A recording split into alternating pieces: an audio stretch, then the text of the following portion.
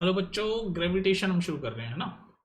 Gravitation मतलब शुरू कर चुके हैं। ये तो एक्सरसाइज की वीडियो है। इससे पहले हम इंटेक्स क्वेश्चन कर चुके हैं एक ही वीडियो में, है ना। इंटेक्स क्वेश्चन के कितने 11 क्वेश्चन थे, वो सारे हमने सॉल्व करे। तो मेरा रिकमेंडेशन ये होगा कि पहले इंटेक्स क्वेश्चन देख लो आप, क्योंकि कुछ क्वेश्चन या कुछ कॉन्सेप्ट, क्योंकि मैं सिर्फ क्वेश्चन नहीं पढ़ाता, मैं कॉन्सेप्ट बताने की कोशिश करता हूँ, चैप्टर एक्सप्लेन करने की कोशिश करता हूँ क्वेश्चन, क्योंकि ये जो क्वेश्चन होते हैं इंटेक्स्ट और एक्सरसाइज में, ये ऑलमोस्ट आपके चैप्टर के सारे टॉपिक कवर कर ही लेते हैं। तो अगर कोई बच्चा इंटेक्स्ट और एक्सरसाइज अगर रटे ना, अगर ठीक से समझे, तो समझ लो उसने चैप्टर पढ़ लिया। तो बहुत इंपॉर्टेंट होते हैं इंटेक्स्ट और एक्सरसाइज क्वेश्चन। और ये मान के चलो आपका पूरा पेपर 90 to 95% पेपर, बल्कि 100% भी बोले तो कोई दिक्कत नहीं, आपका इंटेक्स्ट या एक्सरसाइज क्वेश्चन से ही बनता है। हो सकता है क्वेश्चन इधर उधर घुमा दें, वो थोड़ा लैंग्वेज वगैरह घुमा दें, लेकिन क्वेश्चन या कॉन्सेप्ट तो वही रहेगा आपका।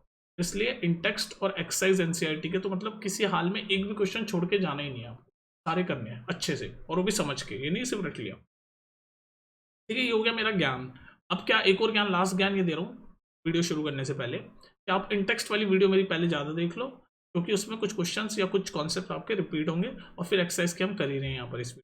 ठीक है, तो लंबी होने वाली वीडियो यार ये, आई थिंक 15-20 क्वेश्चन है, और अच्छे से एक्सप्लेन करेंगे, हम डिटेल में पढ़ने की कोशिश करेंगे। तो आराम से कंफर्टेबल हो जाओ, पानी वानी की बोतल लो, अपने काउच पे बैठे हो, बेड पे बैठे हो, कैसे बैठे हो, कंफर्टेबल हो, पेन कॉपी लो, और अच्छे से सुनो, समझो चीज़ों को। ठीक है, तो स्टार्ट करते हैं, कूदते हैं हम सीधे इस भयंकर जर्नी में, क्योंकि इसमें बहुत क्वेश्चन है। चलो करते हैं, पहला क्वेश्चन करते हैं, हम आराम से करेंगे। How does the force of gravitation between two object change when distance between them is reduce to half. तो सबसे पहले मुझे बताओ, फोर्स ऑफ ग्रेविटेशन होता क्या है। ये आपसे पूछ रहा है कि फोर्स ऑफ ग्रेविटेशन में क्या चेंज आएगा, फोर्स ऑफ ग्रेविटेशन में क्या चेंज आएगा अगर दो ऑब्जेक्ट के बीच का जो डिस्टेंस है वो हाफ हो जाए। क्वेश्चन समझ आया तुम्हें? कह रहा है फोर्स ऑफ ग्रेविटेशन में क्या चेंज आएगा अगर दो ऑब्जेक्ट के बीच का जो डिस्टेंस है वो हाफ हो जाए। तो भाई हमें पता है फोर्स ऑफ ग्रेविटेशन क्या होती है।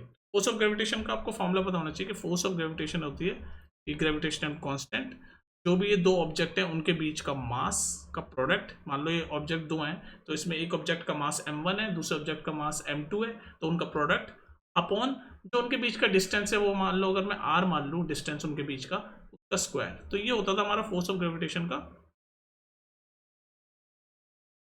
है ये ऑफ ग्रेविटेशन, यही है ना मामला। फोर्स ऑफ ग्रेविटेशन क्या है, यही तो है कि भाई कोई अगर दो ऑब्जेक्ट हैं, उनके अगर मासेस है, मैं m1 और m2 मान लूँ, तो उन दोनों के मासेस का प्रोडक्ट, प्रोडक्ट यानी मल्टीप्लीकेशन, ये कर दिया मैंने मल्टीप्लीकेशन, अपॉन में उन दोनों का अगर डिस्टेंस, जो भी डिस्टेंस है जिसको मैंने r मान लिया, उसका स्क्वायर। तो जो भी डिस्टेंस है उन दोनों ऑब्जेक्ट के बीच में, उसका स्क्वायर। और ये g क्या होता है, g ग्रेविटेशनल कॉन्स्टेंट होता है, ये आपको पता होगा,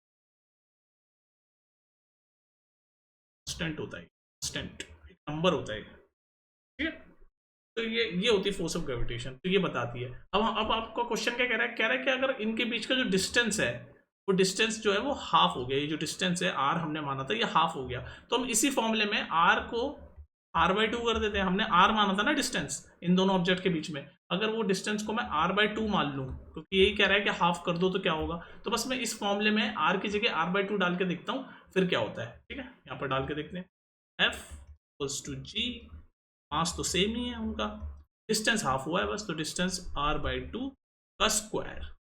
इसको सॉल्व करो जरा, मैं यहाँ सॉल्व करूँ। F=g,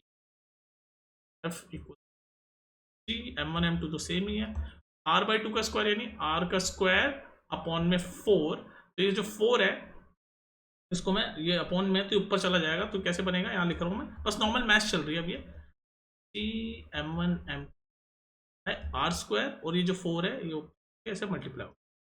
तो अब ध्यान से देखो, ध्यान से देखो, ये क्या हो गया, पहले जो फॉर्मूला था उसका 4 टाइम्स हो गया ये formula, G m1 m2 by r square, तो आई गया इंटू 4 भी हो गया। तो इसका मतलब ये कह रहा था ना कि फोर्स ऑफ ग्रेविटेशन में क्या चेंज आएगा अगर आपका डिस्टेंस हाफ हो जाएगा।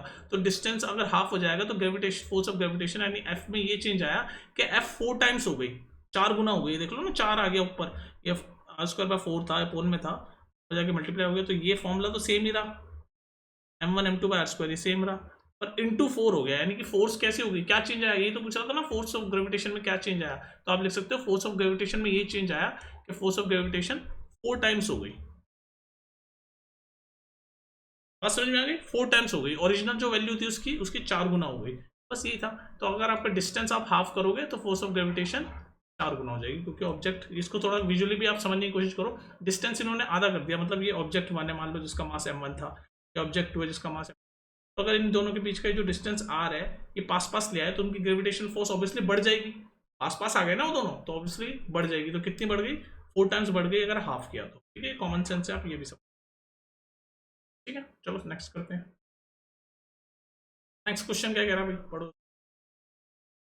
Gravitational force acts on all object in proportion to their masses. Why heavy object does not fall faster than a light object? Question समझ आया तुम्हें? क्वेश्चन समझो पहले। तो कह रहा है जो ग्रेविटेशनल फोर्स है, ग्रेविटेशनल फोर्स अभी हमने प्रीवियस क्वेश्चन में पढ़ा ना, ये होता है ग्रेविटेशनल फोर्स का फॉर्मूला। चलो दोबारा लिखता हूँ। तो ग्रेविटेशनल फोर्स होती है उनके जो भी दो ऑब्जेक्ट के बीच में जो लग रही है उनके मासेस का प्रोडक्ट, और उनके बीच में जो डिस्टेंस है उसका स्क्वायर। ये होता था फॉर्मूला ग्रेविटेशनल फोर्स का। तो ये कह रहा है कि देखो ग्रेविटेशनल फोर्स तो जो प्रोपोर्शन में है मासेस के, मतलब किन्हीं दो ऑब्जेक्ट के मासेस के प्रोपोर्शन में, ये देख लो मास 1, अगर कोई ऑब्जेक्ट 1 है उसका मास 1, ऑब्जेक्ट 2 का मास 2, तो उसके प्रोपोर्शन में लग रही है फोर्स। फोर्स के मास डायरेक्टली प्रोपोर्शनल है ना। तो ये कह रहा है कि भाई अगर ऐसा है, भाई ग्रेविटेशनल फोर्स ऑब्जेक्ट के मास के प्रोपोर्शन में, ये कह रहा है, और ये फॉर्मूले में हमने देख भी लिया, देख लो ये ग्रेविटेशनल फोर्स है और ये मास है दोनों ऑब्जेक्ट का, जब दो ऑब्जेक्ट के बीच में ग्रेविटेशनल फोर्स लग रही है। तो कह रहा है अगर ऐसा है तो वाई जो हैवी वाला ऑब्जेक्ट है, जो m1 m2 में से जो भी हैवी होगा, वो जो है वो हल्के वाले ऑब्जेक्ट से तेजी से क्यों नहीं गिरेगा? क्योंकि डायरेक्टली प्रोपोर्शनल है। फोर्स जो है वो मास के डायरेक्टली प्रोपोर्शनल है अकॉर्डिंग टू दिस फॉर्मूला। ये कह रहा है फोर्स जो है मास के डायरेक्टली प्रोपोर्शनल है। तो जिसका मास हैवी होगा mh वो पहले गिर जाए, और जिसका मास लाइट होगा ml में लिख रहा हूं वो बाद में गिरे। ये कह रहा है ऐसा क्यों नहीं होता? तो ऐसा इसलिए नहीं होता क्योंकि जो देखो ये आपकी अर्थ है जमीन, है ना। सुनते जाओ कॉन्सेप्ट। और मान लो ये आपका ऑब्जेक्ट है, ये दो ऑब्जेक्ट मान लेते हैं, एक ऑब्जेक्ट 1 है इसका मास है m1 और दूसरा ऑब्जेक्ट है m2, है ना। और मान लो ये m1 वाला हैवी है और m2 वाला लाइट है वेट वाइज। ठीक है, ये लाइट है, समझ ना बात को मेरी। तो अर्थ पे गिर रहे हैं दोनों ही, और इसका कह रहा है कि अब ये अर्थ क्या है, फोर्स लगा रही है, नीचे की तरफ खींच रही है, अट्रैक्ट करती है अर्थ अपने हर चीज को अपनी तरफ खींचती है, force of attraction gravitational force होती है अर्थ की। तो ये कह रहा है कि भाई अगर ये हैवी वाला है और फोर्स जो है वो मास के डायरेक्टली प्रोपोर्शन है, तो भाई जो हैवी वाला है वो पहले गिर जाए और लाइट वाला धीरे धीरे धीरे गिरे। ऐसा क्यों नहीं होता? तो ऐसा इसलिए नहीं होता क्योंकि जब ये गिर रहे होते हैं तो एक ग्रेविटी से गिरते हैं, और उस ग्रेविटी को हम क्या बोलते हैं? उस ग्रेविटी को बोलते हैं हम एक्सेलरेशन ड्यू टू ग्रेविटी। एक एक्सेलरेशन से गिरेंगे ना, जब ये गिरेंगे तो एक भाई कोई ऑब्जेक्ट ऐसे नीचे गिरेगा तो उनकी कोई एक्सेलरेशन होगी, एक एक्सेलरेशन से गिरेंगे वो, तो उस एक्सेलरेशन को हम क्या बोलते हैं? एक्सेलरेशन ड्यू टू ग्रेविटी, जिसको हम जी से डिनोट करते हैं, जिसकी वैल्यू होती है 9.8 मीटर पर सेकंड स्क्वायर। ये हम पढ़ चुके हैं इन टेक्स्ट में। तो जब भी कोई ऑब्जेक्ट ऐसे अर्थ की तरफ गिर रहा होता है, जमीन पे गिर रहा होता है, तो किसी एक्सेलरेशन से गिरेगा ना भाई, कोई ना कोई एक्सेलरेशन से ही नीचे गिरेगा, और वो एक्सेलरेशन को हम बोलते हैं एक्सेलरेशन ड्यू टू ग्रेविटी।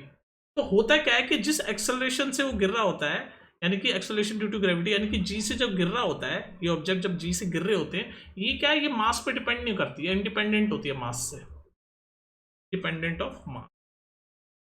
ध्यान से सुनो, ये जिस एक्सेलरेशन ड्यू टू ग्रेविटी, यानी कि जी से जो ऑब्जेक्ट जी से जब गिर रहे होते हैं, एक्सेलरेशन से गिरेंगे ना, तो जमीन पे जब गिर रहे होते हैं तो वो जो एक्सेलरेशन ड्यू टू ग्रेविटी है वो इंडिपेंडेंट है मास से, उसका मास से कोई लेना देना नहीं है।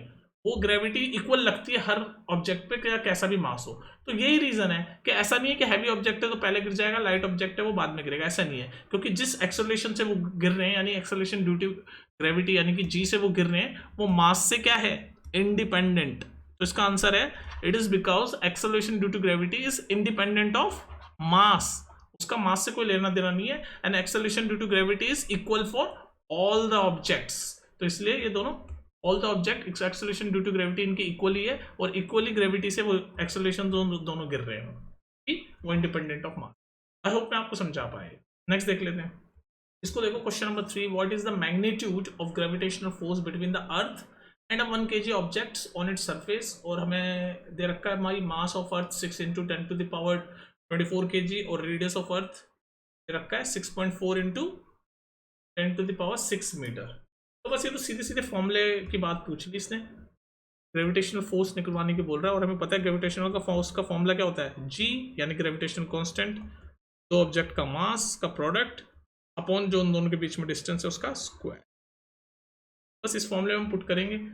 एक ऑब्जेक्ट है हमारी अर्थ और एक है कोई 1 kg का ऑब्जेक्ट, तो बस हम पहले डालेंगे, फोर्स निकालना है ना हमें, फोर्स जी की वैल्यू क्या आती है, ग्रेविटेशनल कांस्टेंट है, कांस्टेंट है और कांस्टेंट की वैल्यू आपको याद रखनी पड़ेगी, तो इसकी वैल्यू याद रख लो, जी की वैल्यू होती है 6.67 इंटू 10⁻⁻11, ये याद रखना, ग्रेविटेशनल कांस्टेंट की वैल्यू याद रखोगे 6.6 इंटू 10⁻⁻11, तो बस वैल्यू पुट करो इस जी की 6.67 इंटू 10⁻⁻11।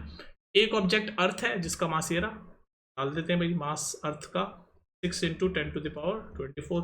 दूसरा ऑब्जेक्ट है कोई 1 kg का ऑब्जेक्ट, तो 1 m1 m2 कर दिया, बस वैल्यू पुट कर रहा हूँ जी m1 m2 और नीचे r क्या है, दोनों के बीच का डिस्टेंस, तो ये ऐसे होगी ना, अर्थ ऐसे होगी, तो ये आपको कोई ऑब्जेक्ट ऐसे हवा ऑब्जेक्ट, तो जो रेडियस है ऐसे रेडियस ऑफ अर्थ पे ही जाके गिरेगा, इतना ही डिस्टेंस होगा, अर्थ का जो ये रेडियस है सेंटर पे इतना ही, तो ये रेडियस ऑफ अर्थ को ही हम दोनों के बीच का डिस्टेंस लेंगे, ठीक है, ये हो गया, एक सेकेंड, तो ये जो डिस्टेंस है वो कितना है 6.4 इंटू 10⁻6, और ध्यान रखना स्क्वायर है, तो स्क्वायर, बस आप इसको सॉल्व कर दो, लंबा चौड़ी सी आपकी इक्वेशन है, सॉल्व करो, और वही आपका फोर्स ग्रेविटेशन है, वही पूछ रहा था, ग्रेविटेशनल फोर्स न्यूटन में आता है, ध्यान रखना, बता दो, आप इसको सॉल्व कर दो आप अपनी स्पीड पे, वरना आप इसको डायरेक्ट याद कर सकते हो कि जब भी अर्थ, एक ऑब्जेक्ट है, एक ऑब्जेक्ट हमने अर्थ लिया और एक ऑब्जेक्ट को 1 kg का लिया, तो जब भी इन दोनों के बीच में हम ग्रेविटेशनल फोर्स निकालते हैं तो हमेशा याद करने वाली चीज है, तो हमेशा फोर्स होती है 9.8 न्यूटन की अप्रोक्सीमेट, सॉल्व भी कर सकते हो, सॉल्व करोगे तब भी 9.8 न्यूटन ही आएगा, लेकिन ये आप एक तरह से कॉन्सेप्ट की तरह भी याद कर सकते हो, ये कॉन्सेप्ट की तरह याद कर सकते हो आप, जब आगे जाओगे तो ये कहीं आपके एंट्रेंस एग्जाम्स में ये सब आप वो मान के चलते हैं कि आपको पता होनी चाहिए कि अगर कोई अर्थ है, अगर कोई क्या एक ही अर्थ है, अर्थ और कोई 1 किलो का ऑब्जेक्ट के बीच में अगर हम फोर्स ऑफ अट्रैक्शन निकालते हैं, 1 किलो का ऑब्जेक्ट, उसके बीच में जब हम ग्रेविटेशनल फोर्स निकालते हैं तो वो आती है 9.8, यूनिट क्या होती है न्यूटन, 9.8 न्यूटन, तो याद रखना अर्थ और 1 kg ऑब्जेक्ट के बीच में जो ग्रेविटेशनल फोर्स होती है वो 9.8 न्यूटन होती है, ठीक है, तो आप सॉल्व करोगे तो भी यही आएगा, वरना आप ये कॉन्सेप्ट की तरह डायरेक्ट याद कर सकते हो, 1 kg का कोई ऑब्जेक्ट और अर्थ, इन दोनों के बीच में ग्रेविटेशनल फोर्स निकालूंगा तो कितना होगा 9.8 न्यूटन। नेक्स्ट देख लो, चलिए इस क्वेश्चन को समझो, ये क्वेश्चन कह रहा है the earth and moon are attracted to each other by gravitational force.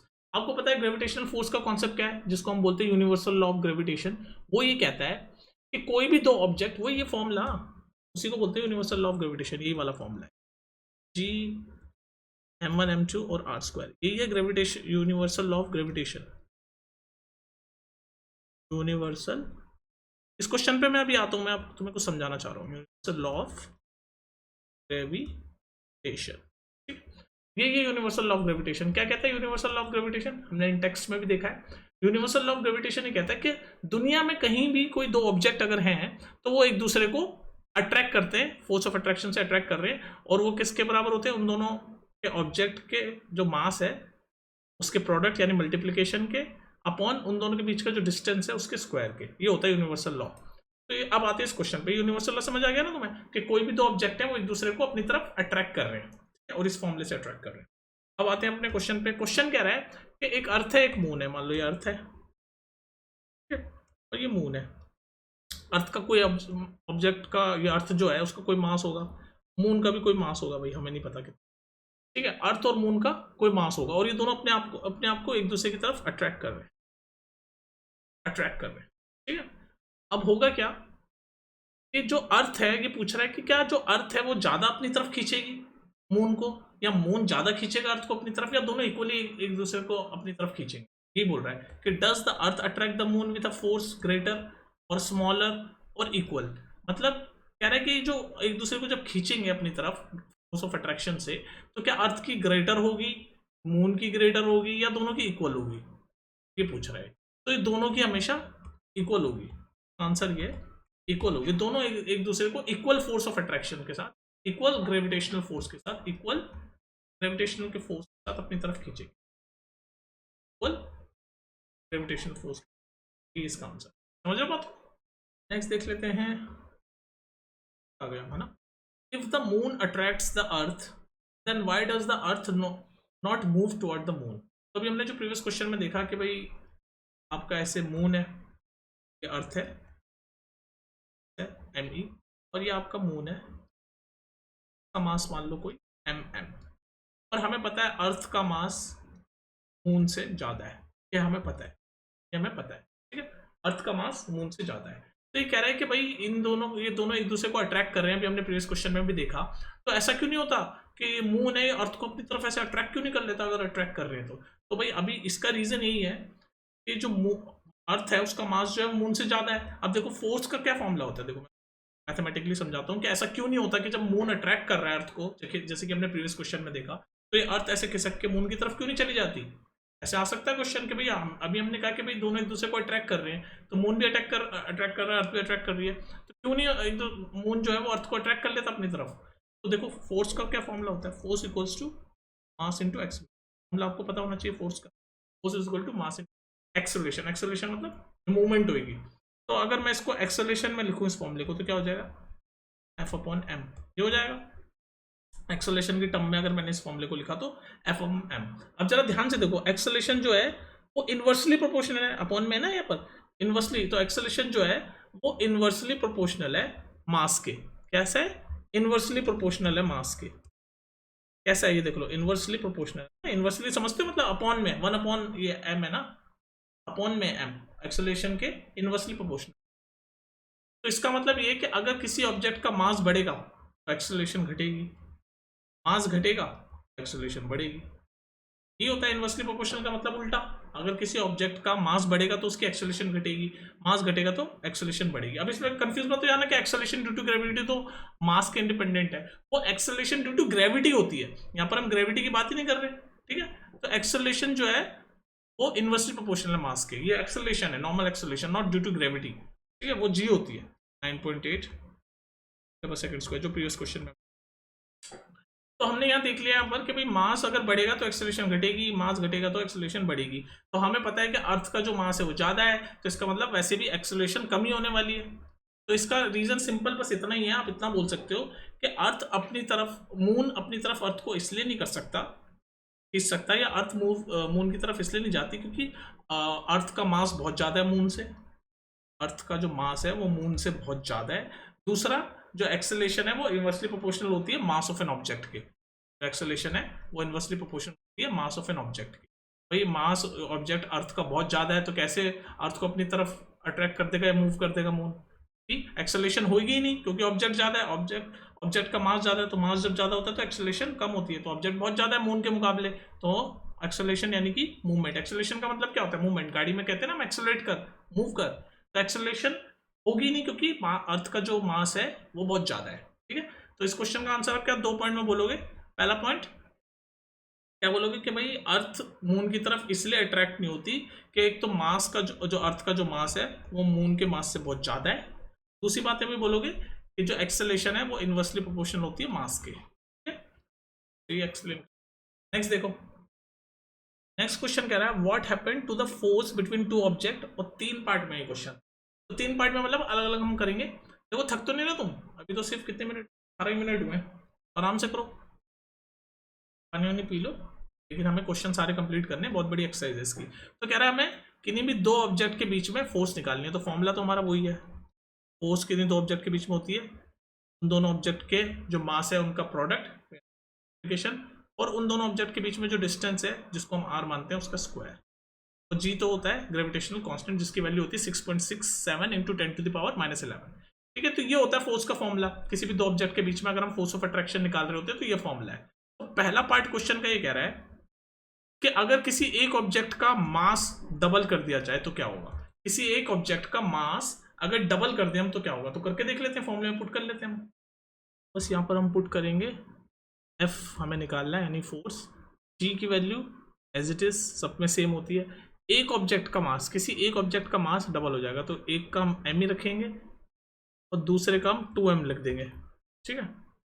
और डिस्टेंस में तो कुछ नहीं है फर्स्ट पार्ट में, इसको जब हम सॉल्व करेंगे एफ इज इक्वल टू जी, ये m1 है, m2 है, जी m1 m2 bye are square, और ये 2 मल्टीप्लिकेशन में आ गया। तो इसका मतलब अगर आप ध्यान से देखो तो फॉर्मूला आपका जो ओरिजिनल, ये ओरिजिनल फॉर्मूला है, ओरिजिनल फॉर्मूला है ना। तो ओरिजिनल फॉर्मूला जैसे ही है पूरा, बस 2 से मल्टीप्लाई हो गया, मतलब फोर्स क्या हो गई, 2 टाइम्स हो गई। फोर्स क्या हो गई, 2 टाइम्स हो गई। मतलब किसी एक ऑब्जेक्ट का अगर मास हम डबल करेंगे तो फोर्स कैसी हो जाएगी, 2 टाइम्स। तो फोर्स हो जाएगी 2 टाइम्स, फोर्स हो जाएगी 2 टाइम्स। पहले का आंसर हो गया 2 टाइम्स हो जाएगी। कह रहा था ना भाई कि फोर्स में क्या होगा, what happened to the force, तो 2 टाइम्स हो जाएगी पहले का आंसर। सेकंड का देख लेते हैं। सेकंड में क्या कह रहा है, सेकंड में कह रहा है अगर distance between the object is doubled and tripled, मतलब एक ही में 2 पार्ट पूछ लिया इसने। Distance between the object is doubled and tripled, मतलब ऑब्जेक्ट के बीच का जो डिस्टेंस है वो डबल कर दिया और ट्रिपल कर दिया।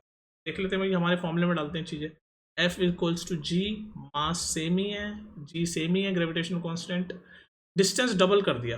तो डिस्टेंस r हम लेते हैं हमेशा फॉर्मूले के हिसाब से, डबल कर दिया यानी कि 2r लेंगे और होल स्क्वायर। तो देखें क्या होगा, g m1 m2, ऊपर तो सेम ही रहेगा और नीचे 2r का होल स्क्वायर क्या होगा, 2 का स्क्वायर 4 और r का स्क्वायर 4r स्क्वायर। तो आप देखो ध्यान से देखो, हमारा फॉर्मूला जो था ओरिजिनल फॉर्मूला वही सेम है, बस अपॉन 1 अपॉन ये 1/4 आ गया, ये 1/4 एक्स्ट्रा आ गया। तो इसका मतलब अगर डबल करेंगे तो फोर्स कैसी हो जाएगी, 1/4 टाइम्स। फोर्स कैसी हो जाएगी, जल्दी बोलो, 1/4 टाइम्स, 1/4 हो जाएगी, 1/4। तो क्या बोलते हैं, 1/4। सिमिलरली ट्रिपल का भी देख लो, ये फर्स्ट पार्ट था, ये लिख लेते हैं इसको, सेकंड क्वेश्चन का फर्स्ट पार्ट था। सेकंड पार्ट अब क्या है, ट्रिपल करके देख लेते हैं, वही सेम फॉर्मूला पुट करेंगे, हम कुछ नहीं कर रहे एक्स्ट्रा। तो फॉर्मूला हमारा F equal to G, same mass में तो कोई चेंज नहीं आ रहा, तो m1 m2, r अब ट्रिपल हो गया, तो पहले हम डिस्टेंस r लेते थे, अब ट्रिपल हो गया यानी 3 टाइम्स, तो 3r लेंगे और उसका होल स्क्वायर करेंगे। तो ये थोड़ी सी करेंगे, 3r स्क्वायर, ये क्या होगा, F जी m1 m2 सेम, और 3r स्क्वायर यानी 3 का स्क्वायर 9, r का स्क्वायर r स्क्वायर ही। अब जरा ध्यान से देखो, ये फॉर्मूला हमारा पूरा एज इट इज है, ओरिजिनल फॉर्मूले की तरह, जी m1 m2 r स्क्वायर, बस अपॉन में 1/9 आ गया, यानी कि अगर हम ट्रिपल करेंगे डिस्टेंस तो फोर्स पे क्या चेंज आएगा, फोर्स हो जाएगी 1/9 टाइम्स, 1/9। कैसे हो जाएगी फोर्स, 1/9, 1/9, 1/9 यानी 1/9, 1/4 यानी। अब ये तीसरा पार्ट करते हैं हम क्वेश्चन का भाई, आप समझ रहे हो, बस हम वैल्यू पुट कर रहे हैं, जो क्वेश्चन में कह रहा है वो करते गए हम कुछ एक्स्ट्रा नहीं करा। तीसरा पार्ट यहाँ पर आई होप दिख रहा है आपको। तीसरा पार्ट क्या कह रहा है भाई, the masses of both object are double, मतलब दोनों ऑब्जेक्ट के मास डबल हो गए। ठीक है जी, ओरिजिनल फॉर्मूला हमारा ये रहा, इसमें हम दोनों ऑब्जेक्ट के मास डबल कर देते हैं, जी एज इट इज। m1 का भी मास डबल हो गया यानी कि 2m1, m2 का भी मास डबल हो गया यानी कि 2m2, और डिस्टेंस तो सेम ही है, कुछ बोला नहीं, डिस्टेंस सॉल्व करा, F इक्वल्स टू, सॉल्व करा आपने, दोनों का मास डबल कर दिया, m1 का भी m2 का भी, फोर्स हो गई g m1 m2, नीचे r स्क्वायर और ये 2 × 2, वापस से फॉर्मूला बिल्कुल ओरिजिनल वाला जैसा ही, और आपका 4 टाइम्स हो गया, 4 गुना हो गया। तो इसका मतलब अगर दोनों ऑब्जेक्ट का मास डबल करेंगे, दोनों ऑब्जेक्ट का मास डबल करेंगे तो फोर्स आपकी हो गई 4 टाइम्स, 4 टाइम्स, 4 टाइम्स। ठीक है, तो ये सारे क्वेश्चन हमने सॉल्व कर दिए इस एक फॉर्मूले से। आपको ये फॉर्मूला याद करना है ऑफ ग्रेविटी, इसमें m1 ऑब्जेक्ट 1 का मास, m2 ऑब्जेक्ट 2 का मास, r उन दोनों ऑब्जेक्ट के बीच का डिस्टेंस, जैसे मान लो ऑब्जेक्ट 1 है जिसका मास m1 है, या ऑब्जेक्ट 2 है जिसका है, और इन दोनों के बीच में जो डिस्टेंस है ना, इसी को r बोल रहे हैं। तो इस फॉर्मूले में जो जो क्वेश्चन में हमें कहता गया वो हम करते गए, फिर देख लिया हमने सॉल्व करके कि जो ओरिजिनल फोर्स का फॉर्मूला है उसमें क्या चेंज आया। जैसे यहाँ ओरिजिनल फोर्स का फॉर्मूले में 2 टाइम्स हो गया, यहाँ पर ओरिजिनल फोर्स के फॉर्मूले में 1/4 टाइम्स हो गया, या 1/9 टाइम्स हो गया, यहाँ पर 4 टाइम्स था, उन्होंने बता दिया। नेक्स्ट देख लेते हैं जल्दी से। क्वेश्चन नंबर 7 कह रहा है आपका, the force of gravitation between earth and sun. तो अर्थ और सन के बीच में हमें फोर्स ऑफ ग्रेविटेशन निकालनी है। तो हमें फोर्स ऑफ ग्रेविटेशन का फॉर्मूला पता है, किसी भी दो ऑब्जेक्ट के बीच में ग्रेविटेशन कांस्टेंट, उन दोनों ऑब्जेक्ट का मास अपॉन में उन दोनों ऑब्जेक्ट के डिस्टेंस का स्क्वायर, यही हमारा फोर्स ऑफ ग्रेविटेशन। बस इस फॉर्मूले में वैल्यूज पुट करेंगे, वैल्यूज क्वेश्चन में दे ही रखी है, बस कुछ भी हम नहीं कर रहे हैं, वैल्यू पुट कर रहे हैं। तो F हमें निकालना है, तो F ग्रेविटेशनल कांस्टेंट की वैल्यू, कांस्टेंट होता है इसकी वैल्यू आपको याद होनी चाहिए, 6.67 × 10⁻11 होती है। मास दोनों ऑब्जेक्ट का, अर्थ का मास ये दे रखा और सन का मास ये दे रखा। अर्थ का मास हो गया 6 × 10⁻4 kg। और अगर यूनिट लिख रहे हो आप, यूनिट मत लिखो वरना लंबा हो जाएगा। चलो 6 इंटू 10⁻24। सन दूसरा ऑब्जेक्ट है, उसका मास 2 इंटू 10⁻30 अपॉन में दोनों के बीच का डिस्टेंस भी दे रखा है, ये रहा, तो इसका स्क्वायर है 1.5 इंटू 10⁻11 का स्क्वायर होता है डिस्टेंस। बस इसको सॉल्व करो, आपका फोर्स आ जाएगा, और फोर्स का यूनिट आपको पता है न्यूटन होती है।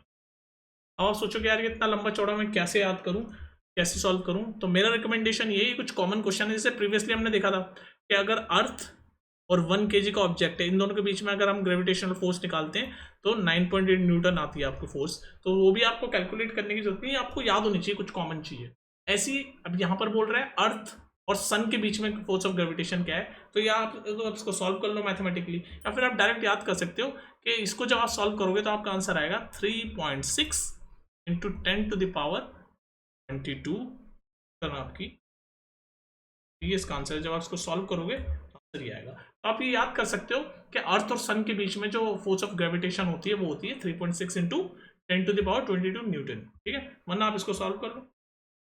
मैं रिकमेंड करूंगा, याद होनी चाहिए आपको कुछ। नेक्स्ट देखते हैं, क्वेश्चन नंबर 8 कह रहा है what is the importance of universal law of gravitation. तो पहले तो आपको यूनिवर्सल लॉ ऑफ ग्रेविटेशन पता होना चाहिए, जो अभी भी एक्सप्लेन किया मैंने आपको, और आपको इन टेक्स्ट में भी एक्सप्लेन कर चुका हूँ। Universal law of gravitation simple बस इतनी बात कहता है कि कहीं पर भी अगर दो ऑब्जेक्ट हैं, एक का ऑब्जेक्ट का मास m1 है, दूसरा का मास m2 है, और दोनों के बीच का अगर डिस्टेंस मैं r मान लूँ, तो यूनिवर्सल लॉ ऑफ ग्रेविटेशन ये कहता है कि इन दोनों के बीच में जो फोर्स है, एक दूसरे को ये खींच रहे हैं, अट्रैक्ट कर रहे हैं, तो वो जो फोर्स होती है वो बराबर होती है इन दोनों के मास के प्रोडक्ट के, यानी इन दोनों के मास के मल्टीप्लीकेशन के, और जितना इन दोनों के बीच में डिस्टेंस है उसके स्क्वायर के अपॉन में। तो ये यूनिवर्सल लॉ ऑफ ग्रेविटेशन है, ये मैंने बोला, ये फॉर्मूले में ये बात मैंने लिख दी। तो अब ये कह रहा है कि भाई इस लॉ की इंपॉर्टेंस क्या है। यूनिवर्सल लॉ ऑफ ग्रेविटेशन तो आपको पता चल गया कि कोई भी यूनिवर्स में कोई दो ऑब्जेक्ट हैं, तभी तो उसका नाम है यूनिवर्सल लॉ। ये हर ऑब्जेक्ट पे एप्लीकेबल है यूनिवर्स के, ये लॉ ऑफ ग्रेविटेशन, इसलिए यूनिवर्सल है, यूनिवर्स के हर दो ऑब्जेक्ट पे ये फोर्स ऑफ ग्रेविटेशन एप्लीकेबल है। तो इसका इंपॉर्टेंस क्या, ये पूछ रहा है। तो मैंने आपको बोला कि भाई दो ऑब्जेक्ट हैं, वो एक दूसरे को अपनी तरफ अट्रैक्ट कर रहे हैं, उन दोनों के, उसका फॉर्म मैथमेटिकल फॉर्मूला ये रहा।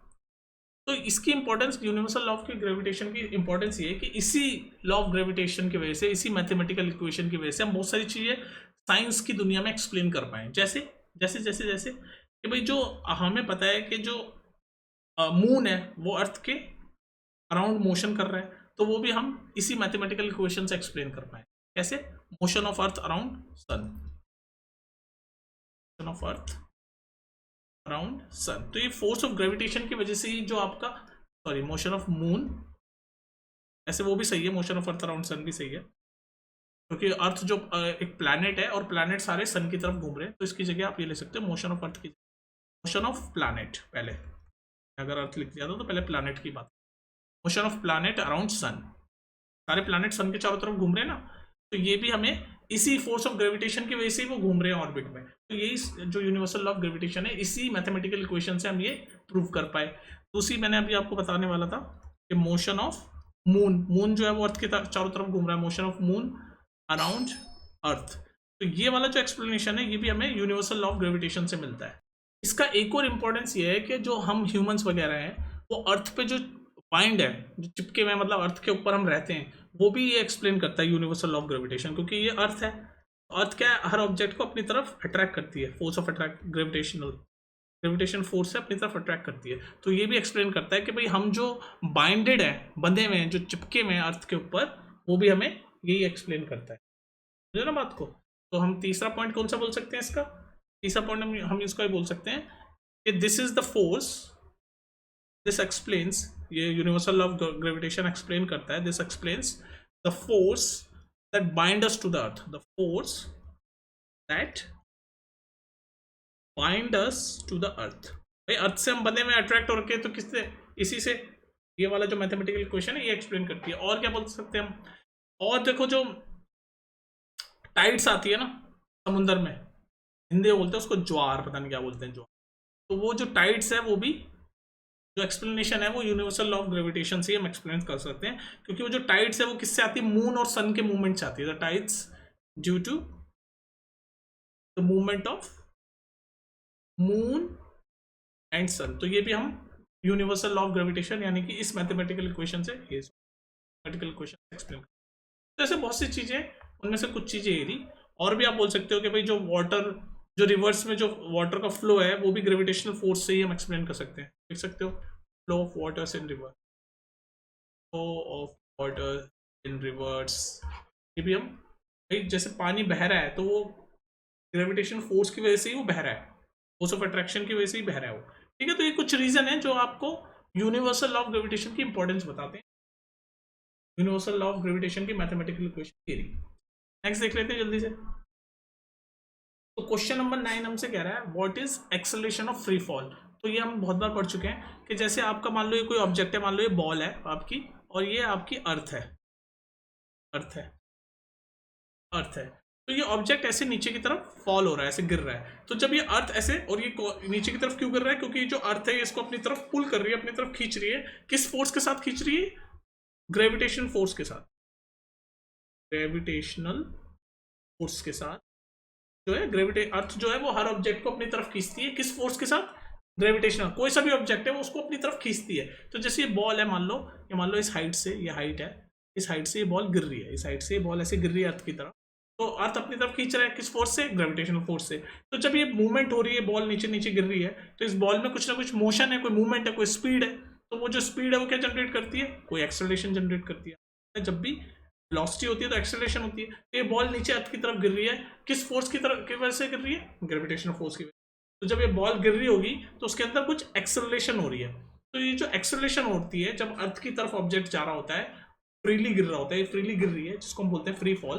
तो जब भी कोई ऑब्जेक्ट अर्थ की तरफ गिर रहा है और वो जो ऑब्जेक्ट एक्सेलरेशन प्रोड्यूस करता है उसी को बोलते हैं हम acceleration due to gravity, acceleration due to gravity, जिसको हम जी से डिनोट करते हैं और इसकी वैल्यू होती है 9.8 मीटर पर सेकंड स्क्वायर।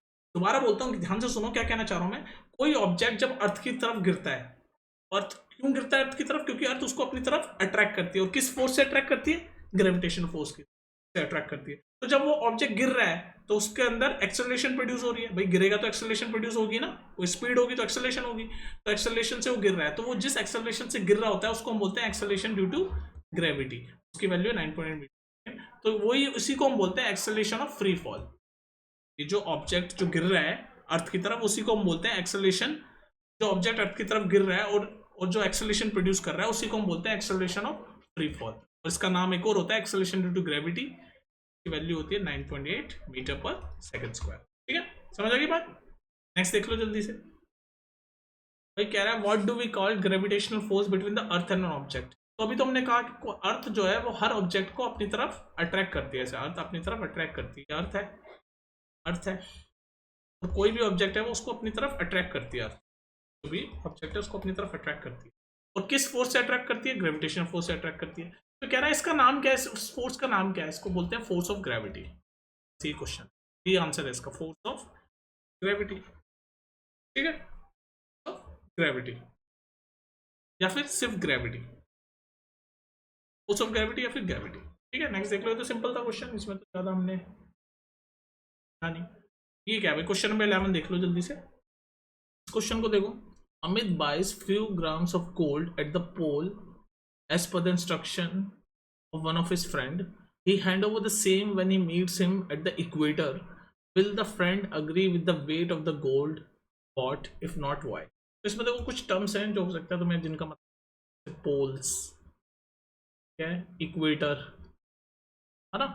तो बेसिकली पहले थोड़े से टर्म्स में आपको समझा देता हूँ। जैसे मान लो, जरूरी नहीं है इस क्वेश्चन में और फिर भी जान लो आप। जैसे मान लो ये अर्थ है ना, अर्थ है। तो अर्थ का एक नॉर्थ पोल होता है, ये अर्थ है, अर्थ है ये, है ना। अर्थ का एक नॉर्थ पोल होता है, एक साउथ पोल होता है। तो ये वाला नॉर्थ पोल है और ये वाला साउथ पोल है। और ये जो नॉर्थ पोल और साउथ पोल ये ना एक को जो ज्वाइन करती है एक्सिस, उसी एक्सिस पे अर्थ आपके रोटेट करती है। बेसिकली आप ये बोल सकते हो ये एक्सिस है, अर्थ की एक्सिस है। तो इसको आप बोलते हैं जो नॉर्थ और साउथ पोल को जो ज्वाइन कर रही है, जैसे ये नॉर्थ पोल और ये साउथ पोल को ये लाइन ने ज्वाइन किया, तो इसको हम बोलते हैं एक्सिस। और इसी एक्सिस पे अर्थ ऐसे गोल गोल घूमती है। तो पोल आपको समझ आ गया, नॉर्थ पोल और साउथ पोल। इक्वेटर क्या होता है? इक्वेटर बेसिकली ऐसे ना, ऐसे एक इमेजिनरी लाइन हो सकती है, ऐसे बीच में बिल्कुल सेंटर पे ऐसे ऐसे लाइन। जो कि अर्थ को दो हिस्सों में बांट देती है बेसिकली, ऐसे अर्थ को दो हेमिस्फीयर में बांट देती है, ऐसे ऐसे बीच की एक लाइन है, ये देख लो ऊपर वाला ये हेमिस्फीयर हो गया, ये हेमिस्फीयर ऊपर वाला है ना, ऐसे होता है ना हेमिस्फीयर। तो बीच की मतलब बेसिकली ऐसे समझो आसान भाषा में, अर्थ को जो बीच में से दो टुकड़ों में, दो हेमिस्फीयर में काट दे, उस लाइन को हम बोलते हैं इक्वेटर। ठीक है, तो ये ज्यादा जरूरी नहीं था, पर फिर मैंने आपको बता दिया कि पोल क्या होता है, poles north pole south pole, और इक्वेटर क्या होता है बीच में से जो अर्थ को काट दे दो स्मॉल हेमिस्फीयर में। अच्छा जी, अब हमसे बोल रहा है कि अमित कोई है, उसने गोल्ड खरीदा पोल्स पे, पोल्स पे मान लो यहाँ पर या जो आपका ये पोल है उस पर इसने गोल्ड खरीदा, ठीक है, और वो जाके उसने इक्वेटर, ये रहा इक्वेटर वाली लाइन पे, यहाँ पर उसने अपने दोस्त को ये गोल्ड दे दिया, गोल्ड यहाँ खरीदा पोल पे मान लो, और इक्वेटर पे उसने अपने दोस्त को गोल्ड दे दिया। तो वो क्या कह रहा है, उसका गोल्ड ने, उसका जो दोस्त है वो क्या अग्री करेगा, उसका फ्रेंड क्या है जो अग्री करेगा कि जितना गोल्ड उसने मंगाया था उतना ही वो वापस ला के दिया? If not why? तो इस क्वेश्चन में एक हिंट है, वो हिंट ये है, ये बता रखा है कि जो हिंट ये है, ये मैं लिखना भूल गया, इस क्वेश्चन में एक हिंट थी, अब समझ जाओ। हिंट ये है कि जो वैल्यू ऑफ जी है, जो जी की वैल्यू है, जी क्या होता है, एक्सेलरेशन ड्यू टू ग्रेविटी, तो जो जी की वैल्यू है, जी की वैल्यू ज्यादा है पोल पे, जी की वैल्यू पोल पे ज्यादा है इक्वेटर से। बात समझ रहे हो मेरी? ज्यादा, ये जब ज्यादा वाला होता है तो ये एरो इधर की तरफ खुलता है, तो जी की वैल्यू पोल पे ज्यादा है इक्वेटर से, ये हिंट दे रखा है। तो बताओ वेट जो इसने लिया वो सही है कि नहीं? अब मुझे ये जो वेट होता है ना, वेट, इसका फॉर्मूला होता है, वेट का फॉर्मूला होता है मास, ये मास इनटू ग्रेविटी, ये वेट का फॉर्मूला होता है। वेट निकालने का फॉर्मूला क्या होता है, मास, किसी भी ऑब्जेक्ट का मास, और वो उसके ऊपर कितनी ग्रेविटी लग रही है, उसको हम बोलते हैं वेट। तो अभी मैंने बताया, अभी क्वेश्चन में हिंट दे रखा है कि जो जी की वैल्यू है वो पोल्स पे ज्यादा है और इक्वेटर पे कम है। तो अब देखो, आप ध्यान से देखो, अगर इस इक्वेशन को, जो वेट का जो फॉर्मूला है, इसमें वेट और जी की वैल्यू क्या है, डायरेक्टली प्रोपोर्शनल है, यानी जी की वैल्यू अगर बढ़ेगी तो वेट बढ़ेगा, जी की वैल्यू घटेगी तो वेट घटेगा। सुनते जाओ, कंफ्यूज मत होना। ये वेट निकालने का फॉर्मूला है मास इनटू ग्रेविटी, तो ये वेट और ग्रेविटी एक दूसरे के डायरेक्टली प्रोपोर्शनल है, यानी कि अगर ग्रेविटी बढ़ेगी तो वेट बढ़ेगा, ग्रेविटी घटेगी तो वेट घटेगा, और पोल पे वेट ज्यादा होता है। तो जो गोल्ड इसने यहाँ लिया होगा उसकी ग्रेविटी पोल पे ज्यादा है, तो उसको वेट उसका वहां पर ज्यादा दिखा होगा। लेकिन जब वो इक्वेटर पे आया होगा तो इक्वेटर पे जी की वैल्यू कम है, तो वो जब जी की वैल्यू कम हुई होगी तो वेट भी कम हो गया होगा। तो उसके फ्रेंड को लगा होगा कि जो वेट यहाँ पर से मेजर करके मंगाया था मैंने, उसने वहां पर मेजर कर लिया होगा, लेकिन जब यहाँ पर आया होगा तो वेट कम हो गया होगा, क्योंकि यहाँ पर इक्वेटर पे ग्रेविटी कम है, और ग्रेविटी कम होगी तो वेट भी कम होगा, तो यहाँ पर उसको वेट वो कम लगा होगा। तो इसका, इसलिए उसका दोस्त जो है वो सेटिस्फाई नहीं होगा कि जितना मैंने मंगाया गोल्ड उतना तो गोल्ड लेके नहीं आया। समझ रहे हो कॉन्सेप्ट को? तो ये समझ आ गया ना आपको? ये समझ आ गया भाई, मैंने कहा वेट, हमें वेट पूछ रहा है, वेट का फॉर्मूला होता है मास इनटू ग्रेविटी, और हमें हिंट में क्वेश्चन का ही पार्ट है ये हिंट, कि जो पोल्स पे है वो ग्रेविटी ज्यादा होगी, तो जहां ग्रेविटी ज्यादा होगी वहां पर वेट ज्यादा होगा, तो यहाँ पर इसने पोल्स पे मेजर किया होगा वेट, तो वेट ज्यादा होगा।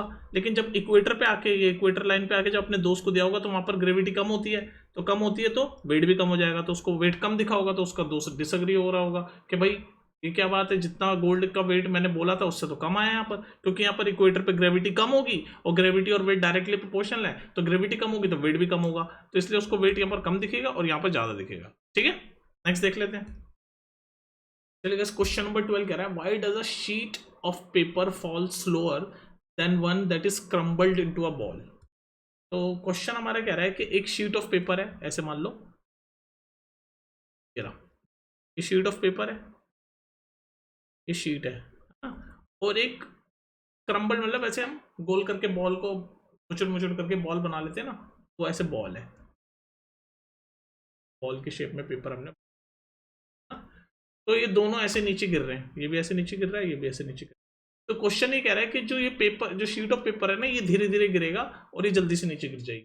तो इसके पीछे का रीजन क्या है? तो रीजन ये है, देखो इस शीट का एरिया ज्यादा है, इस शीट का एरिया, एरिया अगर हम देखें तो शीट का एरिया बॉल से ज्यादा होगा।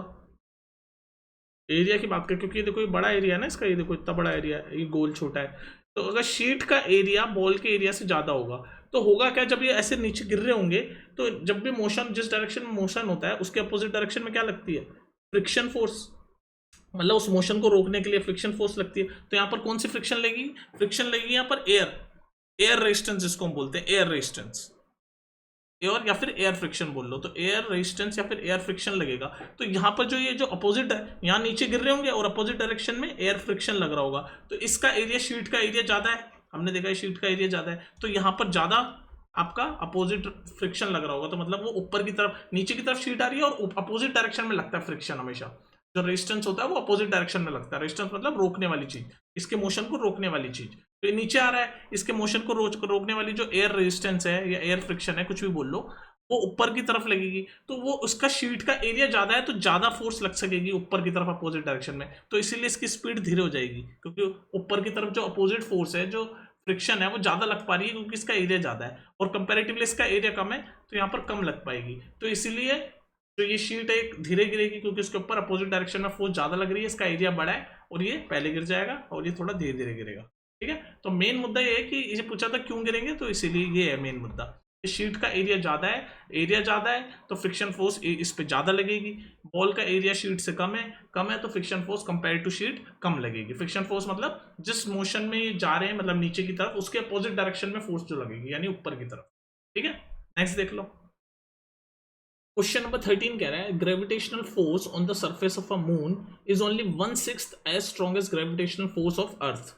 मतलब कहने का मतलब जो ग्रेविटेशनल फोर्स अर्थ पे लग रही है, मतलब अगर अर्थ की ग्रेविटेशनल फोर्स जो है उससे 1/6 ही है मून की, तो अगर अर्थ की ग्रेविटेशनल फोर्स है तो मून की 1/6 ऑफ अर्थ है, मतलब मून की क्या होगी 1/6 ऑफ अर्थ।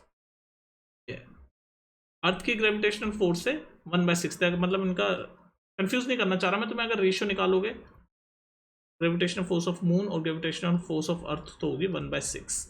मतलब अगर फॉर एग्जांपल अर्थ की अगर 6 है ग्रेविटेशनल फोर्स, एग्जांपल के लिए बता रहा हूँ, तो मून की 1 होगी, मतलब मून की ग्रेविटेशनल फोर्स कम है, आसान भाषा में इतना समझ।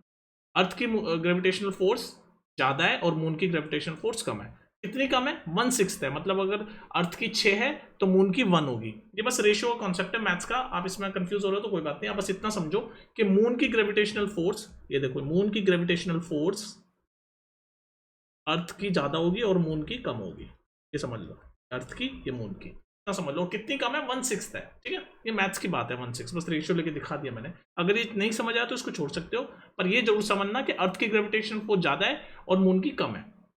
यहां तक बात समझ में आ गई। अब अगला पार्ट कह रहा है what is the weight in newton of a 10 kg object. मतलब कोई ऑब्जेक्ट है जिसका मास है 10 kg, कोई ऑब्जेक्ट है जिसका मास है 10 kg, तो हमें बताना है कि उस ऑब्जेक्ट का मून और अर्थ पे क्या वेट होगा।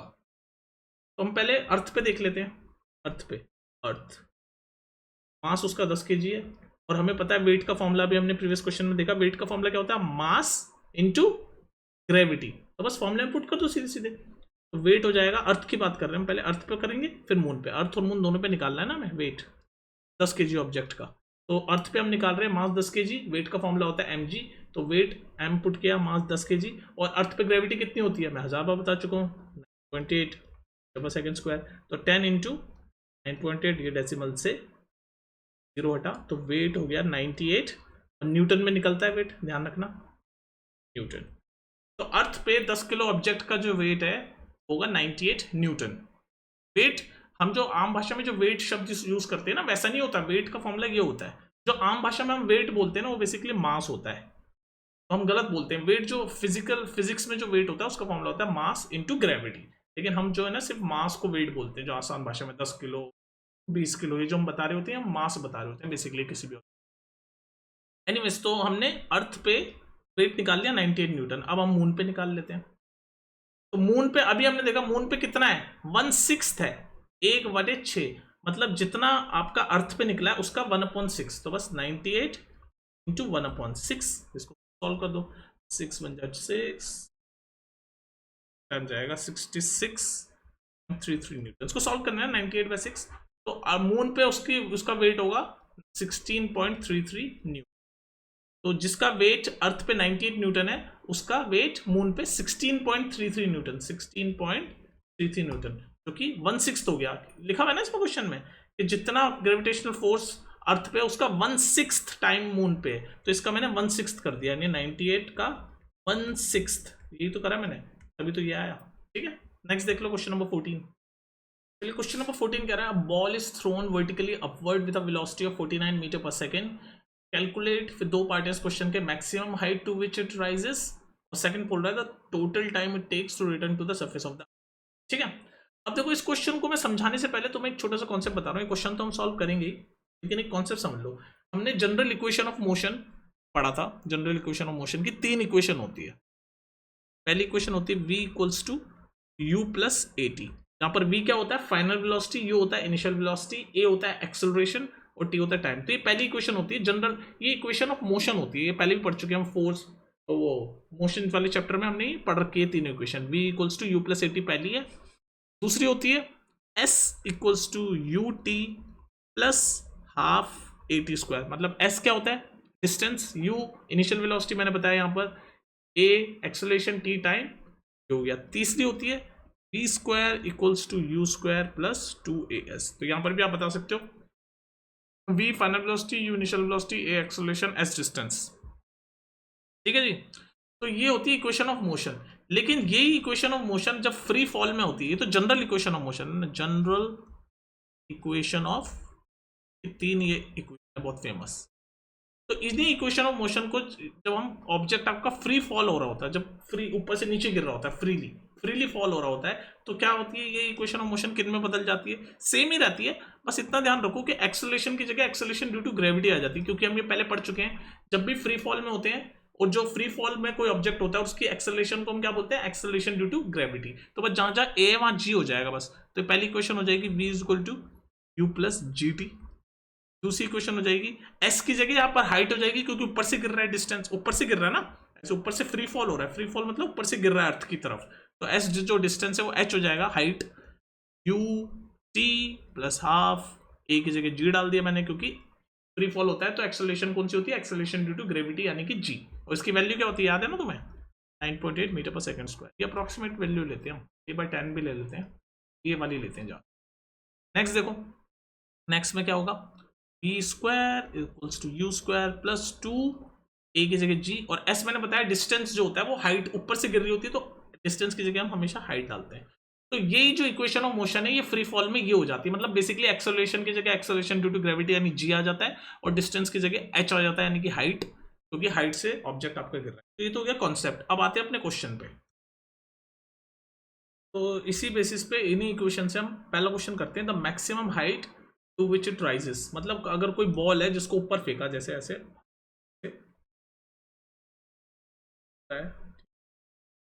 हाथ में ये बॉल है, तो इसने ऐसे ऊपर फेंका, तो ये बॉल ऊपर गई, तो ये कह रहा है कि ऊपर जो इसने बॉल फेंकी, पहले तो इसकी वेलोसिटी बता रखी है, तो हम इनिशियल वेलोसिटी u दे रखी है भाई, इनिशियल वेलोसिटी u कितनी है 49 मीटर पर सेकंड, ये इनिशियल वेलोसिटी हमने दे रखी है, तो ये u वेलोसिटी यानी कि 49 मीटर पर सेकंड से ऊपर फेंकी, तो ये बॉल ऊपर गई। तो ये हमें पूछ रहा है कैलकुलेट, पहला पार्ट कह रहा है कि मैक्सिमम हाइट, मतलब ये मैक्सिमम कितनी ऊंचाई तक जाएगी जब इसको इस वेलोसिटी तक भेजें, मैक्सिमम किस हाइट तक जाएगी, तो ये हाइट पूछ रहा है, हाइट पूछ रहा है।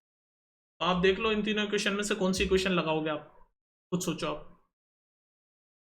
तो अगर आप थोड़ा सा सोचोगे तो ये ऊपर फेंका, u वेलोसिटी यानी कि 49 मीटर पर सेकंड से इनिशियल वेलोसिटी यानी u ऊपर गई, फिर जहां ये ऊपर मैक्सिमम पहुंचेगी तो वहां पर हाइट उसकी वेलोसिटी कितनी हो जाएगी, फाइनल वेलोसिटी 0 हो जाएगी, उसके बाद फिर नीचे आना फ्री फॉल में आना शुरू कर देगी, तो फाइनल वेलोसिटी इसकी 0 हो जाएगी। तो हमें u पता है, v पता है और g की वैल्यू हमें पता है, जब ये g की वैल्यू मैक्सिमम कितनी होती है 9.8, g की वैल्यू मैक्सिमम कितनी होती है 9.8।